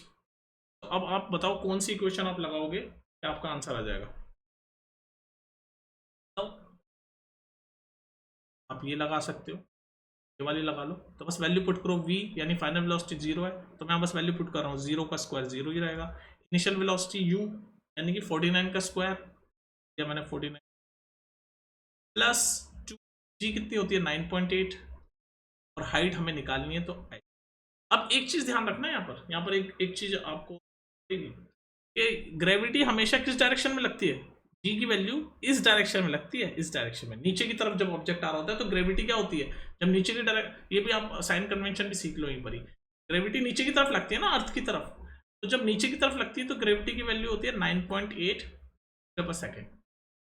लेकिन अब यहाँ पर ऊपर जा रही है बॉल, तो जब ऊपर जा रही होगी लगेगी ग्रेविटी 9.8 ही, लेकिन नेगेटिव, क्योंकि ऊपर जा रही है ना वो, तो नेगेटिव 9.8। तो ये जो जी की वैल्यू है ये नेगेटिव 9, क्योंकि बॉल ऊपर जा रही है और हमें मैक्सिमम हाइट देखनी है। तो जब वो ऊपर जा रही होगी ना मैक्सिमम हाइट तक, तो उस पर ग्रेविटी जरूर लगेगी। अर्थ तो अपनी तरफ खींचता ही है सारे ऑब्जेक्ट को, लेकिन इस बार बॉल ऊपर जा रही है यानी अपोजिट डायरेक्शन में जा रही है, तो ग्रेविटी लगेगी -9.8। सवाल इसको सॉल्व कर दो, एच की वैल्यू आ जाएगी, ये लेगा 49 का स्क्वायर आप कर लो, कैसे होगा, प्लस ये माइनस का साइन हो जाएगा क्योंकि ये माइनस है, प्लस 9.8 इंटू 2 कितना होता है, 9.8 इंटू 2 19.6, 19.6। आप सॉल्व करो इसको, जब आप सॉल्व करोगे, मैं डायरेक्ट आपको आंसर बता रहा हूँ, इसको जब आप सॉल्व करोगे तो आपकी हाइट की वैल्यू आपको निकालनी है। ये देखो यहाँ पर 0 है, 9.6, ये 2 इंटू 9.8 इंटू एच की वैल्यू आपको निकालनी है। तो अब ध्यान से देखना एच की वैल्यू आप कैसे निकालोगे, यहाँ पर नॉर्मल मैथ्स चल रही है बस। अब एच की वैल्यू क्या हो जाएगी, ये 19.6, तो इसको मैं उधर भेज दूंगा 0 के, तो प्लस हो जाएगा, तो 19.6 एच इक्वल्स टू 49, अरे ऑरेंज कलर से एच की वैल्यू हो जाएगी 49 इंटू 49 अपॉन, तो सॉल्व कर दो आप, जो आपका आंसर आएगा वही आपकी हाइट होगी। तो जब उसको सॉल्व अप्रोक्सीमेटली 122.5 मीटर, ठीक है। तो ये फर्स्ट पार्ट हो गया सॉल्व। अब बताओ सेकंड पार्ट क्या सॉल्व करोगे। सेकंड पार्ट ये कह रहा है, सेकंड पार्ट कह रहा है the total time it take to return to the surface of the earth. तो टोटल टाइम अब ये पूछ रहा है, तो अब आप कौन सी इक्वेशन लगाओगे बताओ, ये वाली लगा दो, वाली लगा दो, क्योंकि हमें फाइनल वेलोसिटी पता है 0 ही होगी, इनिशियल वेलोसिटी आपको पता है 49, तो v भी पता है, u भी पता है, g भी पता है, और t हमें बताना है। तो अब बस अगर हम एक बार, अब ध्यान रखना यहाँ पर बच्चे कंफ्यूज जाते हैं, जब आप t लगाओगे तो पहले यहाँ से यहाँ तक का टाइम बताएगा, सिर्फ यहाँ से यहाँ तक का, जो मैं येलो कर रहा हूँ, फिर उसका डबल, जो भी टाइम आएगा ना उसका डबल करना पड़ेगा, क्योंकि ये पूछ रहा है टोटल टाइम जब वो सरफेस पे आ जाएगा। तो हमें तो यहाँ से यहाँ तक का टाइम पता चलेगा, तो उसके बाद वो नीचे भी तो आनी चाहिए, तो सेम टाइम डबल कर देना। तो इसको आप खुद सॉल्व करना, ट्राई करना। आपको v पता है, मैं सब कुछ बता रहा हूँ, v पता है 0, u पता है 49, जी की वैल्यू पता है 9.8 माइनस में, क्योंकि बॉल ऊपर जा रही है तो जी नेगेटिव लगेगी, और टाइम आपको निकालना। तो इसको सॉल्व करोगे तो जो भी टाइम आएगा ना उसका डबल कर देना, इंटू 2 टाइम्स कर देना, तो वो टोटल टाइम हो जाएगा, क्योंकि ये यहाँ से यहाँ तक का टाइम बताएगा। बस ये वाली इक्वेशन सॉल्व करेंगे, उसके बाद डबल करोगे तो सरफेस पे आने का टाइम, क्योंकि ये हमसे पूछा है जब सरफेस पे आ जाए उसमें कितना टोटल टाइम, ठीक है। तो ये था आपका, इसको सॉल्व करना, ये वैल्यूज मैंने सारी बता दी। नेक्स्ट देखते हैं क्वेश्चन नंबर 15। क्वेश्चन नंबर 15 कह रहा है a stone is release from the top of a tower of height 19.6 metre. कह रहा है भाई एक स्टोन हमने रिलीज किया, एक टावर है, की हाइट है 19.6, की हाइट है 19.6, तो ऐसे ये टावर बना लिया, WR टावर, ये टावर है और इसकी हाइट कितनी है 19.6, यानी h की वैल्यू हमें दे रखी है 19.6, h है, इसकी वैल्यू 19.6। तो यहाँ से क्या किया इन्होंने, यहाँ से ऐसे कोई स्टोन को रिलीज किया, इस स्टोन को रिलीज किया, और ये हमारी अर्थ ही होगा टावर, ठीक है। तो ये कह रहा है final, calculate the final velocity, यानी v की वैल्यू हमें कैलकुलेट करनी है, और ये ऊपर से जब फेंकेंगे, जब ये ऊपर से फेंकेगा तो इसकी इनिशियल वेलोसिटी कितनी होगी, इनिशियल वेलोसिटी 0 होगी क्योंकि फ्री फॉल है, तो u की वैल्यू 0 है भाई, ऊपर से बस ऐसे ड्रॉप करिए हमने, कोई वेलोसिटी को ऐसे जोर से तो नहीं फेंका, बट ड्रॉप किया, तो इनिशियल वेलोसिटी 0 है।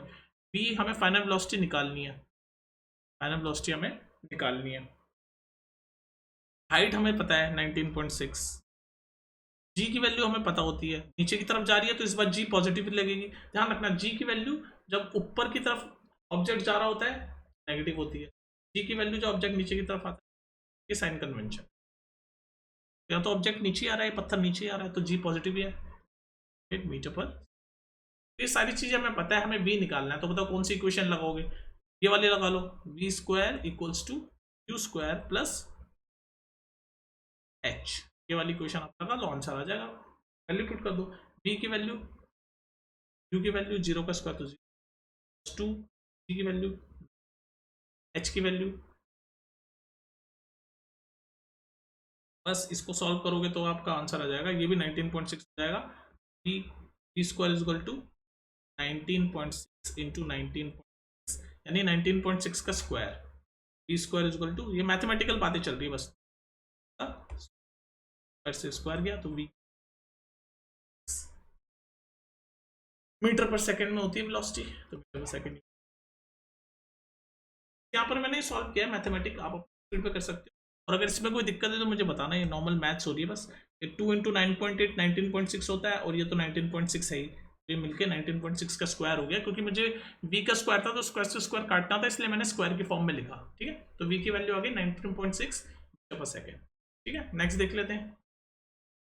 इस क्वेश्चन को देखो, stone is thrown vertically upward with an initial velocity of 40 metre पर second, taking g is equal to 10 meter per second square, find the maximum height reached by the stone, what is the net displacement and the total distance covered by the stone। तो बिल्कुल previous question जैसा ही है, जिसमें initial velocity हमें दे रखी है, g की value इस बार 10 ले रहा है ये, और एक पत्थर को ऊपर फेंका गया वर्टिकली अपवर्ड, और पूछा इसकी मैक्सिमम हाइट फाइंड करो, ये पूछा इसने क्वेश्चन में। तो मान लो ये आपके ये अर्थ है, अर्थ, और यहां से ये एक बंदा है, ये कोई बॉल है, ये वैसे ऊपर फेंका,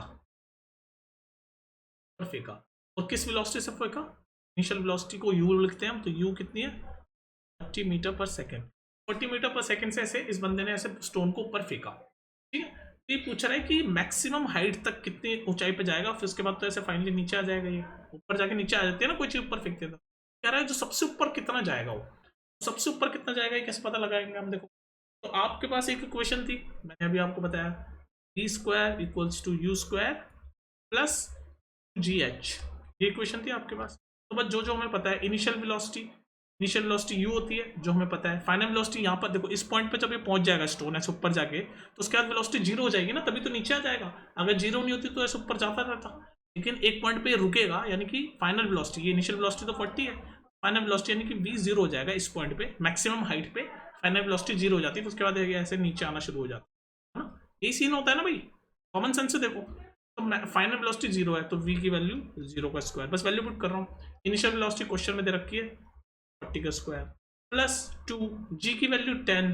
अब ध्यान रखना, मैंने आपको बताया था कि अगर ऑब्जेक्ट ऊपर आ जा रहा हो तो g की वैल्यू नेगेटिव लेते हैं, ऑब्जेक्ट नीचे जा रहा हो तो g की वैल्यू पॉजिटिव लेते हैं। यहाँ ऑब्जेक्ट स्टोन है, वो कहाँ जा रहा है, ऊपर जा रहा है, यानी g की वैल्यू नेगेटिव लेंगे, तो -10, और h हाइट है जो हमें निकालना है, बस इसको सॉल्व कर दो, हाइट की वैल्यू आ जाएगी, तो हो गया -20h, हो गया 40 का स्क्वायर क्या होता है, 40 का स्क्वायर होता है 1600। ये आपको मैथमेटिकल चीज़ें आप अपनी स्पीड पर कर सकते हो, और ये 2 इंटू -10 -20h, और ये 0 का स्क्वायर 0 ही होता है, तो बस इसको सॉल्व करो, ये 20h को उधर भेजूंगा तो 20h इक्वल्स टू 1600, और यहाँ से h की वैल्यू हो जाएगी 1600 बाई 20, 0 से 0 गया, 2 कुछ मीटर में चल रहा है क्योंकि मीटर में है, h की वैल्यू हो गई 80 मीटर, तो मैक्सिमम हाइट ये 80 मीटर तक जाएगा, ये जो फाइंड करनी थी ना मैक्सिमम हाइट, मिल गई हमें 80 मीटर, मतलब 80 मीटर हाइट तक ये जाएगा, उसके बाद फिर ये ऐसे ये 80 मीटर यहाँ से लेकर यहाँ तक ये 80 मीटर हाइट तक जाएगा, 80 मीटर,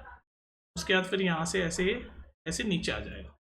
ठीक है, तो आप समझ गए, मतलब ये मैक्सिमम हाइट 80 मीटर है। अब उसके बाद नेक्स्ट क्वेश्चन क्या कह रहा है, ये मैक्सिमम हाइट हमने बता दिया, अब पूछ रहा है what is the net displacement. तो नेट डिस्प्लेसमेंट क्या होगी, देखो डिस्प्लेसमेंट हमेशा 0 हो जाती है जब आपकी इनिशियल पोजीशन और फाइनल पोजीशन सेम होती है, ये ध्यान रखना कॉन्सेप्ट, जब इनिशियल पोजीशन और फाइनल पोजीशन सेम होती है तो नेट डिस्प्लेसमेंट क्या होती है, 0, हमेशा ध्यान रखना है, फिजिक्स का कॉन्सेप्ट।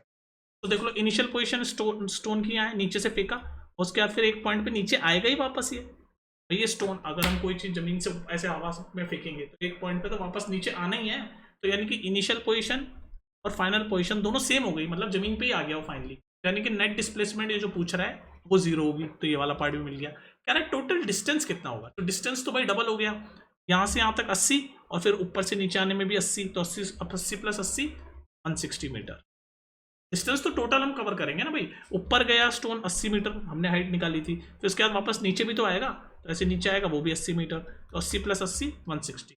समझ आ गया क्वेश्चन, ये है। नेक्स्ट देख लो। अच्छा, क्वेश्चन नंबर 17 और 18 में आपको होमवर्क दे रहा हूँ, उसके पीछे मेरा रीजन है, ये भी होमवर्क है आपका, और क्वेश्चन नंबर 18 के होमवर्क है, क्योंकि इस तरह के क्वेश्चन मैं आपको पहले भी करवा चुका हूँ दूसरे चैप्टर्स में, और वरना अगर आपको ना सॉल्व हो तो मेरे जाके आप देख लेना, प्लेलिस्ट में आपको मिल जाएगा, शॉर्ट्स वगैरह में मैंने क्वेश्चन आपको सारे करवा चुका हूँ ऑलरेडी। यहाँ पर तो मैं एक वीडियो में सारे क्वेश्चन करवा रखा हूँ, पहले मैं शॉर्ट्स में आपको सारे क्वेश्चन करवा चुका हूँ पहले। तो अगर आपको यहाँ ना सॉल्व कर पा रहे हो तो वीडियो देख लेना, शॉर्ट्स में जाके ढूंढ लेना, प्लेलिस्ट जाके बहुत सारी वीडियोस हैं तो प्लेलिस्ट में जाके ढूंढ लेना, आप आराम से मिल जाएगा आपको सारे क्वेश्चन। तो ये 17 और 18 आपके होमवर्क है, थोड़ा प्रैक्टिस करो, थोड़ा दिमाग चलाओ, आपकी यही 3 इक्वेशन से क्वेश्चन सॉल्व होंगे। ये मैं हिंट दे देता हूँ, v equal to u plus g t पहली equation, v square equal to u square plus 2gh, और तीसरी s h is equal to u t plus half g t square. इन्हीं 3 equation से सारे क्वेश्चन आपके solve होंगे, सारे मतलब ये 2 क्वेश्चन 17 और 18। नेक्स्ट चलते हैं क्वेश्चन नंबर 19 पे, जरूर करना है इसको, और अगर ये सॉल्व ना हो रहे हो तो मैंने बोला है शॉर्ट्स में मैंने करवा चुका हूँ, प्लेलिस्ट में ढूंढ लेना है, मिल जाएगा आपको, ठीक है। और अगर फिर भी कोई दिक्कत हो तो कमेंट सेक्शन में बता देंगे सर ये दिक्कत हो रही है। नेक्स्ट देखते हैं क्वेश्चन नंबर 19। क्वेश्चन नंबर 19 कह रहा है in what direction does the buoyant force on an object immerse in liquid act.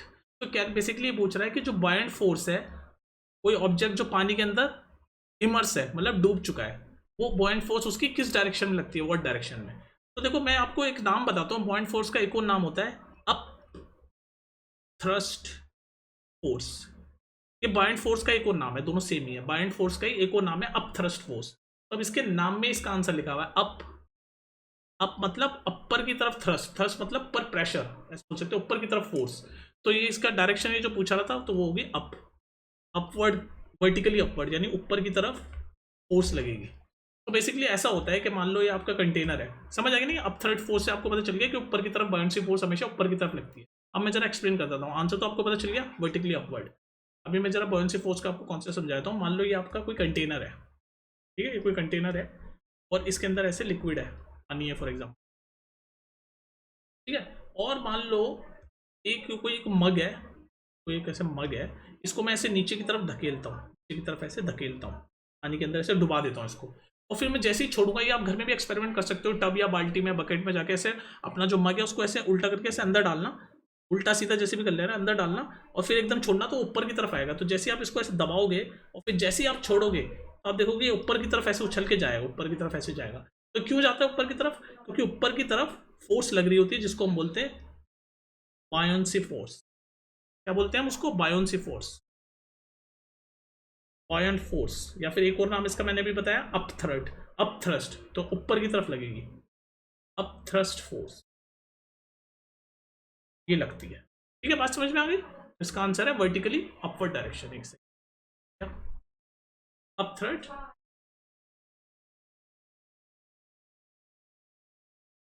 इसको लगते हैं अप थ्रस्ट यानी कि buoyancy force, up thrust, up thrust, ठीक है जी। नेक्स्ट देख लेते हैं। तो क्वेश्चन नंबर 20 कह रहा है why does a block of plastic released under water comes up to the surface of water. तो देखो इसका सिंपल सा वही अपना बायोंसी फोर्स की वजह से, अभी जो मैंने प्रीवियस क्वेश्चन में बताया वही है कि मान लो ये कंटेनर है आपका, इसके अंदर ऐसे आपका वाटर है और इसके अंदर ये प्लास्टिक का कोई ब्लॉक है, प्लास्टिक का कोई ब्लॉक है और इसको हमने ऐसे डुबा रखा है। तो जब इसको हम ऐसे डुबाएंगे तो ये वापस से फिर ऐसे ऊपर की तरफ सरफेस पे आ जाएगा और तैरने लगेगा। तो ऐसा क्यों होता है, सरफेस पे आ जाएगा वाटर के और तैरने लगेगा। अगर हम डुबाएंगे इसको ऐसे नीचे करके डुबाएंगे तो ऊपर आ जाएगा, क्योंकि इसके ऊपर ऐसे अप थ्रस्ट यानी कि बॉयंसी फोर्स लग रही है, और वो जो फोर्स लग रही है इसके ऊपर की तरफ जो इसके अंदर फोर्स लग रही है वो फोर्स ग्रेटर है जितनी ये नीचे की तरफ जो फोर्स लग रही होगी, तो इसलिए ऊपर आ जाता है। जो नीचे की तरफ जो प्लास्टिक की नीचे की तरफ फोर्स लग रही है, मतलब इसका मतलब क्या है, weight, weight of a plastic. Weight मतलब क्या होता है, mg, यानी mass of a plastic into gravity. तो ये जो मास इनटू ग्रेविटी है प्लास्टिक की, वो उससे ज्यादा ये जो अपथ्रस्ट फोर्स है, मतलब ऐसे बोल सकते हो अपथ्रस्ट फोर्स, अपथ्रस्ट बोलो या बॉयंसी बोलो तो कंफ्यूज मत हो ना, दोनों एक ही चीज है। तो अपथ्रस्ट फोर्स जब ज्यादा होती है वेट से, वेट ऑफ एन ऑब्जेक्ट, और यहाँ पर ऑब्जेक्ट क्या है हमारा, प्लास्टिक ब्लॉक। जब भी upthrust force weight of an object, और वेट मतलब मास नहीं होता, जो हम नॉर्मल भाषा में वेट बोलते हैं ना, वो मास होता है। वेट मतलब होता है मास इनटू ग्रेविटी। तो जब भी अपथ्रस्ट फोर्स यानी ऊपर लगने वाली फोर्स यानी कि बॉयंसी फोर्स ज्यादा होती है वेट ऑफ एन ऑब्जेक्ट की यानी कि mg से, तो वो ऑब्जेक्ट आपका ऊपर तैरने लग जाएगा, ठीक है। तो यही रीजन है इसका भी। क्वेश्चन नंबर 21 देख लेते हैं। क्वेश्चन नंबर 21 कह रहा है, कुछ चीजें बता रखी है, if the volume of 50 gram of substance is 20 centimetre cube. तो वॉल्यूम बता रखा है, कोई 50 ग्राम मास है, मास होता है ना, मास, तो मास है 50 ग्राम और उसका वॉल्यूम भी दे रखा है। जो जो दे रखा है पहले वो लिखते जाओ, 20 सेंटीमीटर क्यूब। कुछ नहीं करना आपको, जो दे रखा है वो लिखते जाओ। The volume of a 50 gram mass substance is 20 centimetre. If the density of water is, water की डेंसिटी दे रखी है, DW लिख दिया मैंने, डेंसिटी ऑफ 1 ग्राम पर सेंटीमीटर क्यूब। ऐसे पर को आप माइनस करके भी लिख सकते हैं, पर लिखा है ना मैंने, अपॉन। तो कह रहा है विल द सब्सटेंस फ्लोट और सिंक। तो हमें बताना है कि सब्सटेंस फ्लोट करेगा या डूब जाएगा, मतलब तैरेगा या डूब जाएगा। तो अभी मैंने आपको क्या बताया कि सीधे सीधे डेंसिटी का फॉर्मूला लगा दो। डेंसिटी का फॉर्मूला आपको आज याद करवाता हूँ। डेंसिटी होता है मास अपॉन वॉल्यूम, ये है डेंसिटी का फॉर्मूला, आपको याद होना चाहिए। डेंसिटी का फॉर्मूला क्या होता है, मास अपॉन वॉल्यूम। डेंसिटी का फॉर्मूला क्या है, मास अपॉन वॉल्यूम। तो हमें पता है कि ये वाटर की डेंसिटी तो हमें दे रखी है, वाटर की डेंसिटी हमें दे रखी है। अब हम ये इस सब्सटेंस की डेंसिटी निकालते हैं, तो ds लिख लेता हूँ। ये तो डेंसिटी का फॉर्मूला है ना, तो ds यहाँ लिखता हूँ। ds निकालो, यानी सब्सटेंस की डेंसिटी निकालता हूँ। तो सब्सटेंस का मास कितना है, 20 ग्राम। सब्सटेंस का वॉल्यूम कितना है, 20 ग्राम, 20 सेंटीमीटर क्यूब। बेटा 5/2 होता है 2.5। आप अपनी स्पीड पर सॉल्व कर सकते हो। तो 2.5 ग्राम सेंटीमीटर क्यूब, ये पर क्यूब है, -3 मतलब ऐसे ही पर क्यूब। तो इसकी डेंसिटी आप देख रहे हो, सब्सटेंस की डेंसिटी वाटर की डेंसिटी से क्या है, ज्यादा है। सब्सटेंस की डेंसिटी वाटर की डेंसिटी से ज्यादा है, तो इसका मतलब क्या होगा, सिंक हो जाएगा, मतलब डूब जाएगा। तो हमेशा ध्यान रखो, जैसे प्रीवियस क्वेश्चन में मैंने क्या बताया, कंफ्यूज मत होना। प्रीवियस क्वेश्चन में मैंने बताया कि अगर बायोन्सी फोर्स ज्यादा होती है तो वो ऊपर, बायोन्सी फोर्स ज्यादा होती है वेट से, वेट मतलब mg, जो प्रीवियस क्वेश्चन में हमने देखा। इसमें और प्रीवियस क्वेश्चन में कंफ्यूज मत होना, क्वेश्चन नंबर 20 और 21 में। प्रीवियस क्वेश्चन में हम बोल रहे थे कि अगर बायोन्सी फोर्स ज्यादा होती है वेट से तो वो ऑब्जेक्ट फ्लोट करने लगता है, मतलब तैरने लगता है। पर यहाँ पे डेंसिटी के रेस्पेक्ट में हम बात कर रहे हैं। तो डेंसिटी के रेस्पेक्ट में ये होता है कि अगर किसी ऑब्जेक्ट की डेंसिटी वाटर से ज्यादा होती है, जिस लिक्विड में वो डूब रहा है उससे ज्यादा होती है, तो वो क्या कर जाता है, सिंक कर जाता है। तो आपने देख लिया यहाँ पर सब्सटेंस की डेंसिटी है 2.5 और वाटर की डेंसिटी है 1 ग्राम। तो इसका मतलब सब्सटेंस की डेंसिटी ज्यादा है। तो जब भी सब्सटेंस की डेंसिटी ज्यादा होती है किसी लिक्विड की डेंसिटी जिसमें भी वो डूब रहा है, तो L लिख दिया मैंने, तो वो क्या करता है, सिंक कर। और इसका अपोजिट, अगर सब्सटेंस की डेंसिटी कम होती है लिक्विड की डेंसिटी से, तो वो क्या कर जाता है। तो ये डेंसिटी के रेस्पेक्ट में मैंने बताया, और वो प्रीवियस क्वेश्चन में बायोन्सी फोर्स के रेस्पेक्ट में। बायोन्सी फोर्स और वेट, वेट क्या होता है, mg होता है वेट। प्रीवियस क्वेश्चन में इसके रेस्पेक्ट में था। तो यहाँ डेंसिटी है, वहां वो है, तो कंफ्यूज मत होना। तो यहाँ पर इसका आंसर ये पूछा था कि फ्लोट होगा सिंक, तो ये होगा सिंक, क्योंकि इसकी डेंसिटी है ज्यादा है वाटर की डेंसिटी से।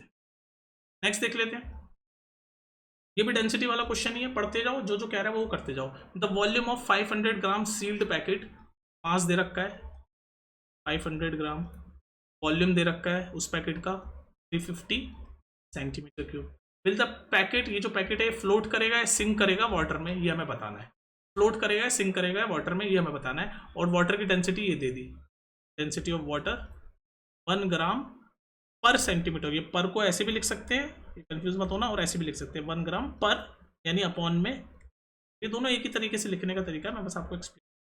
तो हमें डेंसिटी वाटर की दे दी, और जो ऑब्जेक्ट है हमारा उसका मास और वॉल्यूम दे दिया। तो हमें पूछ रहा है कि फ्लोट करेगा सिंक करेगा। तो बिल्कुल प्रीवियस क्वेश्चन की तरह हम डेंसिटी का फॉर्मूला हमें पता है, मास अपॉन वॉल्यूम। तो हम सब्सटेंस की डेंसिटी निकाल देते हैं। डेंसिटी ऑफ अ सब्सटेंस क्या होगी वो निकाल लेते हैं, देख लेते हैं वो ज़्यादा होती है कि वाटर से।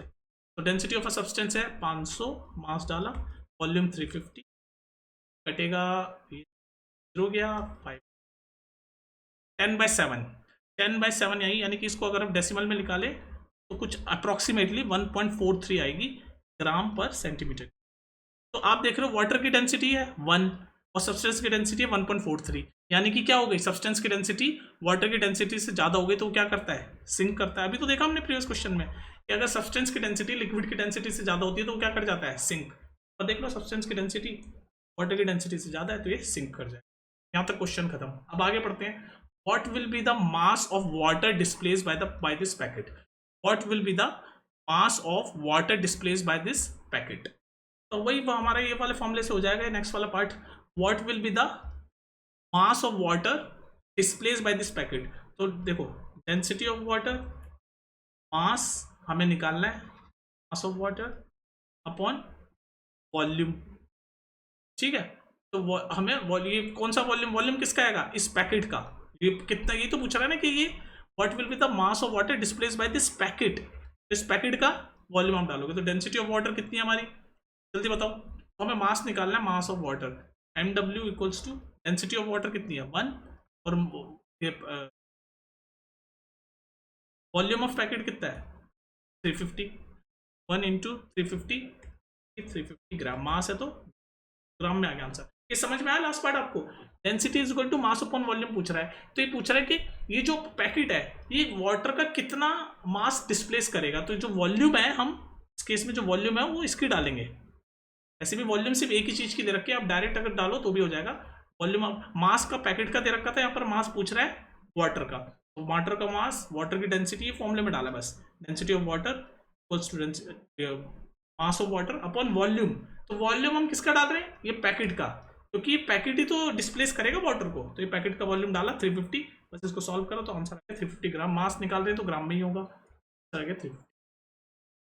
ठीक है, तो बहुत ही लंबी वीडियो थी लेकिन सारे क्वेश्चन हमने कर दिए, और कहीं भी अगर दिक्कत हो तो इट्स कम्प्लीटली ओके, क्योंकि बहुत ही ज़्यादा आपके क्वेश्चन थे, कॉन्सेप्ट थे। लेकिन मैं रिकमेंड करूँगा 2 बार देखो, और जो मैं बोल रहा हूँ उनको ठीक से सुनो, शब्दों को अगर ठीक से सुनोगे तो चीज़ समझ आएगी। क्योंकि कई बार क्या होता है, आप वर्ड्स को सुनते नहीं हो, कॉन्सेप्ट आगे निकल जाता है, तो फिर कॉन्सेप्ट समझ नहीं आता। ठीक है, कई बार 2 बार देखने में या 3 बार देखने में वीडियो समझ आती है। मैं अपने एक्सपीरियंस से बोल रहा हूँ आपको, आप जितनी बार कोई चीज़ देखोगे ना, चाहे कितनी भी डिफिकल्ट चीज़ हो, मैं आपको एक लाइफ की कितनी भी डिफिकल्ट चीज़ हो, कितनी भी डिफिकल्ट चीज़, अगर आप उसको एक बार देखोगे कम समझ आएगी, दूसरी बार दोबारा, लेकिन फुल कंसंट्रेशन, दूसरी बार देखोगे हो गया नहीं, 2 बार देख लिया नहीं समझ आया, तीसरी बार देखोगे, चौथी बार देखोगे, आपको कहीं ना कहीं एक पॉइंट के बाद चीज़ें समझ आनी शुरू हो जाती है, चाहे वो दुनिया की कितनी डिफिकल्ट चीज़ हो, चाहे रॉकेट साइंस क्यों ना हो।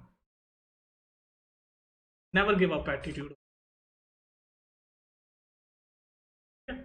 तो वैसे तो ये मैंने कोशिश की कि जितना इजी लैंग्वेज में आपको समझा सकूं समझाता हूँ, लेकिन फिर भी ऑब्वियसली अभी सिर्फ 9th के बच्चे हो, हो जाता है कई बार, हम भी 9th में थे, हमसे भी गलती होती थी। तो आप सिर्फ 9th के हो, अगर आपको कोई कॉन्सेप्ट नहीं समझ आ रहा तो एकदम से डिमोरलाइज नहीं होना, ऐसे ये वाला एटीट्यूड रखा करो कि दोबारा सुनता हूँ यार, दोबारा पीछे ले जाता हूँ, 2 मिनट पीछे ले जाता हूँ, सुनता हूँ दोबारा, ऐसे करके। ठीक है, चलो फिर मिलते हैं नेक्स्ट वीडियो में। और फिर भी अगर समझ ना आए तो अल्टीमेटली कमेंट पूछा करो, एक्सप्लेन करूँगा जरूर।